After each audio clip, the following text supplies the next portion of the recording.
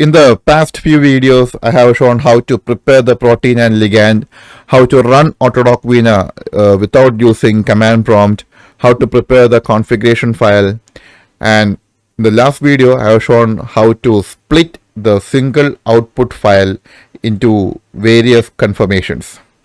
In this video, we'll see how can we analyze the result of AutuDock Vina docking.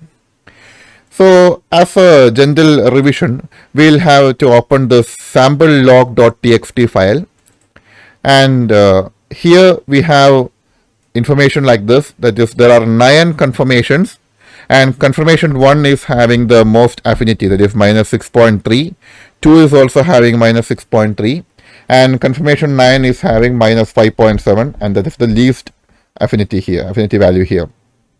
So we have 9 different conformations. Here in the output folder, the workspace folder, we have a sample out.pdbqt and 9 different sample out ligand number.pdbqt files, 1 to 9. Here sample out.pdbqt is the file which contains all these 9 conformations, and these 1 to 9 are conformations which are separated. So why we separated this?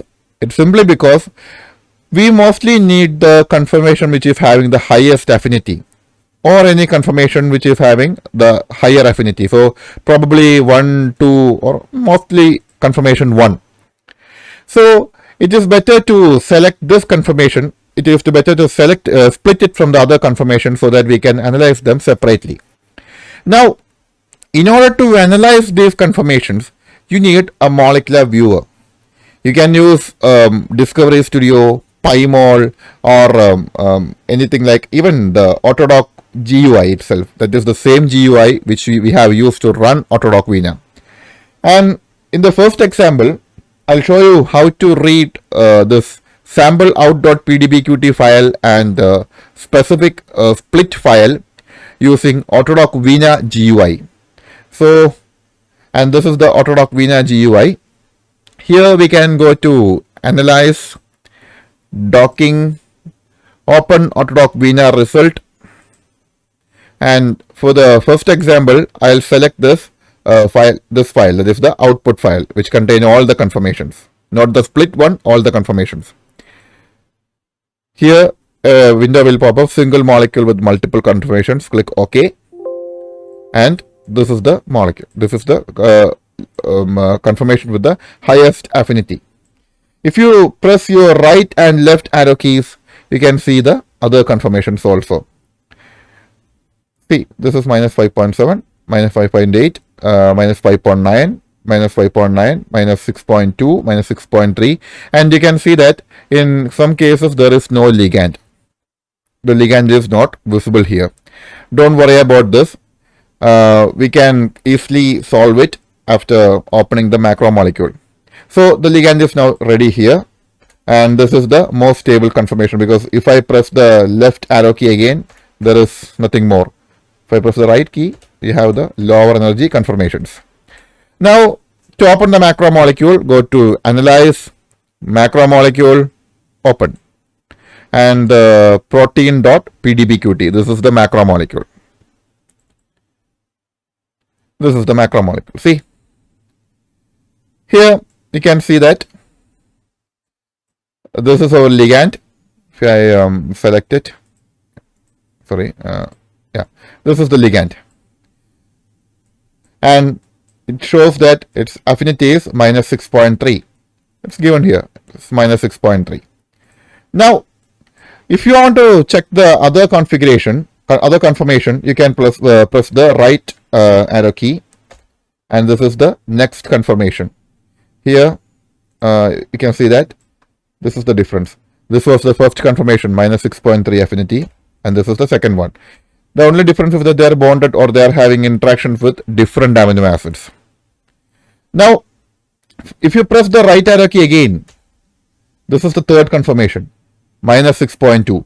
But here, the ligand is bonded to or docked to these amino acid residues. If you press your right arrow key again, and this is the next one, minus 5.9. Here you can visualize all ligands If I press it again, then I can see here it is. This is the ligand. The ligand is now here. And simply it represents different conformations of the ligand, different spaces where the ligand is bonded. But we are not interested in all these data. We only need the data for the most stable or the conformation with the highest affinity. So for that, we don't want all these conformations. So for ease, we have split our sample output into all different conformations, all 9 conformations based on their energy. And this is the most the conformation with the highest energy. So I'm going to open this specific split ligands here. So I don't want anyone to, if you want you can do it like this also, but better you can open the specific files. So I'll demonstrate how to do it. Go to Analyze, Docking, open AutuDock Vina result, and open this one, sample ligand 1.pdbqt. And here you can see minus 6.3. This is the conformation with the least energy, or for the highest affinity. And here in the sample output file, you have minus 6.3. There are 2 modes, 2 conformations.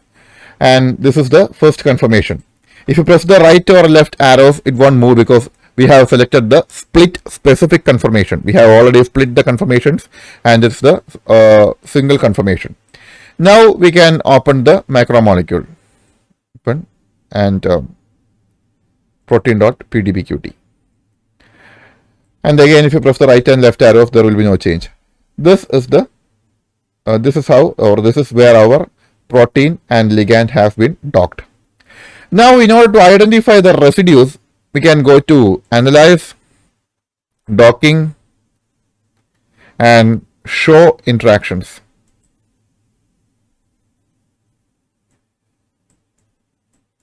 Okay.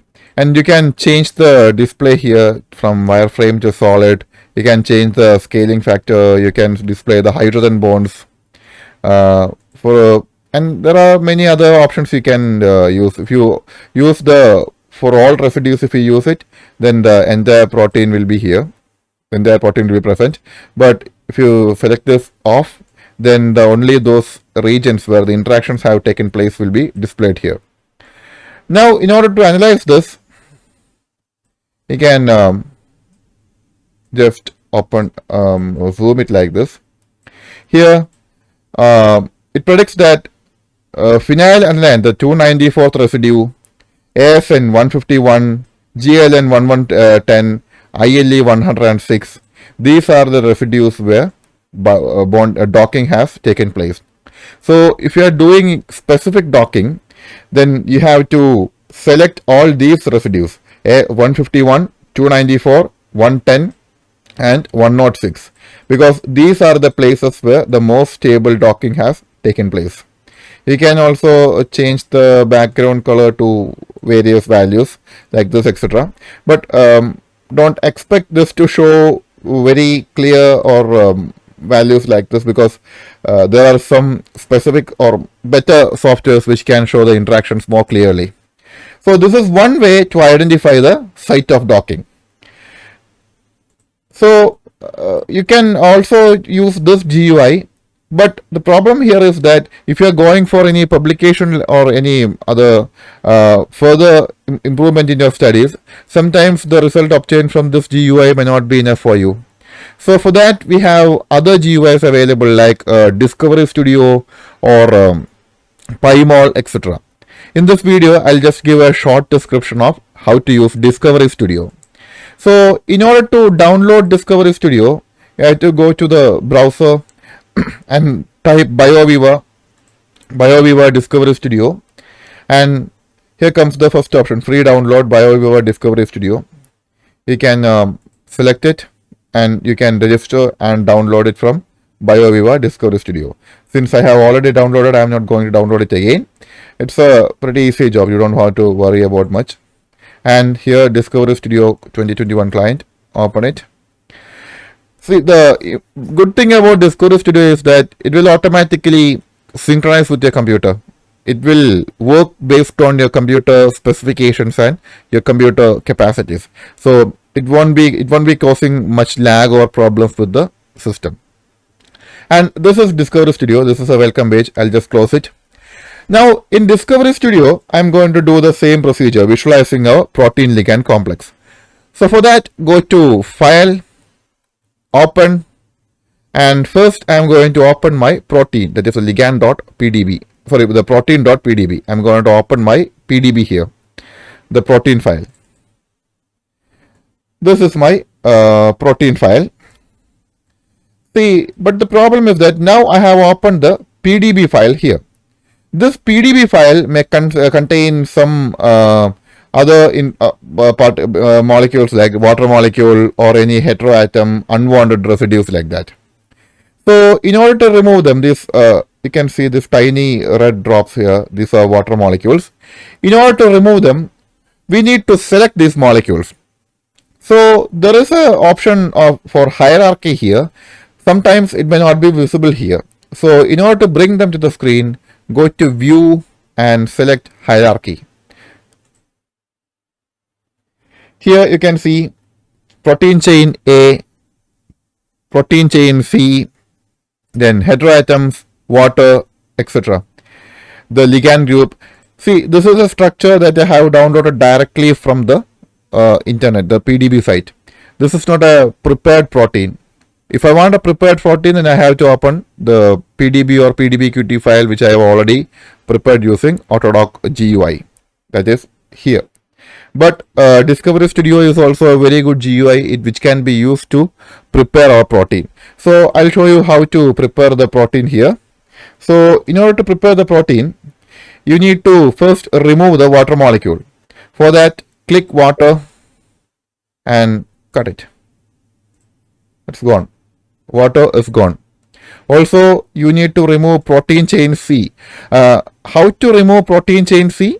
This is because I have the data from the protein data bank. I have downloaded this structure before, 6LU7, and from the PDB website, RCSB PDB, it was shown that chain A is the main protease enzyme which I need, and chain C is the synthetic construct. So I am deleting it and cut. And there is also a ligand here. You need to cut. So this is now a protein. This is the protein structure. You can display the protein in various other conformation, but this is the most easiest conformation, because if you display like this, it will display each and every amino acid and even each and every molecule in the system. But that will become more and more complicated. We are only interested in the site where this ligand is going to bind with the protein. So we are going to open the ligand now. This is for protein. In order to open the ligand, go to File, then Open, and when the folder comes here, you need the PDBQT file. So click here, then click here and go to Select All Files. Here initially it will be all supported formats. So we have to change that. Go to this option and select all files. Here I'm gonna select the sample out ligand 1.pdbqt. Okay, so this is my ligand. If you want to open the structure here, see, you can see that these are the atoms present in my ligand. Just as in this GUI, just as in the AutuDock GUI, you can do everything here. Even you can do more things here. So this is my ligand and this is my protein. So this is the hierarchy table. Now what I want to do is that I want to insert this ligand into my protein. So for that I have to go here, right click, copy, go here, copy and go to protein and paste. See, the ligand is here. The ligand is now, it's now present here. And now in order to identify those interactions, we have to select this, the receptor is defined as 6LU7, that is my protein. Now I have to select the sample out ligand and define ligand. Click here. And the current ligand under selection is sample out underscore ligand 1, which is the ligand I have now inserted. Now go to ligand interactions, select here, and see these are the ligand interactions. These are the interactions between my ligand and my protein. So if you want to check more check in detail, you can go and display this 2D diagram. If you open this 2D diagram, here you can see that this is the ligand. This is the ligand. It's bound to residue 110, 104, 106, and 151. Here in AutuDock, one second, I'll just change the background color to more convincing color, white or something like that. Okay, so here it was predicted that 151, 294, 110, 106, and here it is predicted that 104, 110, 151, and 106. And also here you can see that which are the various interactions. There may be some difference because here I opted the PDBQT protein file, and here I have selected the PDB protein file. Okay, so even if we have docking sites labeled with the residues 110, 106, 151, 294, etc. Even though the number that describes the residue is much different, it doesn't necessarily mean that the residues are far apart. For example, this is the protein chain A for the ligand protein file that we have chosen for the docking. Let's see which are the residues 106 and where are they placed. So first residue was 106. Our ligand had interaction with 106 residue here, and we'll go and isoleucine here. 106, yeah, it's here. 106 is here. Then 110, 151, 151, and 294. Let's go and search for 294. That's 294. See, all these residues are close by. So if you are doing blind docking, then you'll get the region to which the ligand is going to bind. And again, if you're going to do specific docking, this time you will have to prepare your grid such that only these proteins come inside the grid. So when you prepare the grid, go to grid box. Then the grid box is down somewhere. We have to make it come up. So you have to add it in such a way that only the given protein comes inside the box. Only the given residues comes inside the box. Otherwise, if you increase the size of the grid box so much, it will cause it will demand a lot of computational power, and it may affect your quality of the docking. So once it is up here, you can decrease the size. Now you can adjust the box so that only these proteins come inside this box. So this is how you do specific docking. So only selecting this area. This area means including these residues and some residues nearby, and allowing AutuDock to search extensively on this area. So this is how you identify the interactions using the AutuDock Tools GUI and the Discovery Studio GUI. Discovery Studio is having somewhat more advantage because it can produce publication quality images. This is a 2D diagram. If you want, you can go for the 3D diagram which was explained earlier.